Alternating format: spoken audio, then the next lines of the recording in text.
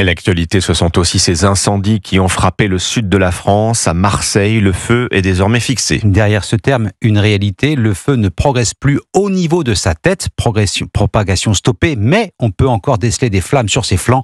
Sur les deux communes, l'Épine-Mirabeau et le nord de Marseille, une centaine d'habitations ont été touchées, 76 sont inhabitables en l'état, 10 totalement détruites, des Marseillais traumatisés et envahis par un sentiment amer, celui d'avoir été abandonnés. Reportage Frédéric Michel, envoyé spécial d'Europe 1 sur place. On s'est retrouvés totalement abandonnés. Moi, j'ai vu des Canadaires arriver qu'à partir de 15h. Ils habitent rue des Mariniers ou du Belvédère. Leur colline, c'était leur carte postale, leur coin de paradis, recouvert aujourd'hui de cendres. La maison de Claude a été épargnée, mais celle de son voisin est entièrement détruite. On a vu les maisons des voisins brûler, exploser. Il n'y a pas eu de mort. C'est un miracle. On a été complètement abandonnés. Un autre riverain tempère. Ils sont arrivés tard, mais à mon avis, c'est à cause de l'étendue du feu. Ils devaient être partout, donc ils n'ont pas pu être ici présents. Et pendant les 2 premières heures du feu dans le Marinier, au-dessus, il n'y avait personne encore. Ou du moins, il y avait peut-être un peu de police, mais ils ne savaient pas trop quoi faire. Donc heureusement que les gens se connaissent. Lola a 30 ans, elle a toujours vécu dans le quartier. Ce qui nous a aidé, c'est de connaître que le petit Louis de 86 ans habite au 56 chemin du Marinier. Et Janine habite telle maison aussi, ce qui a permis d'évacuer en fait les personnes vulnérables. C'est les flammes et la hauteur des flammes qui a fait qu'on a décidé de s'auto-évacuer en fait. Des maisons calcinées, des collines noircies,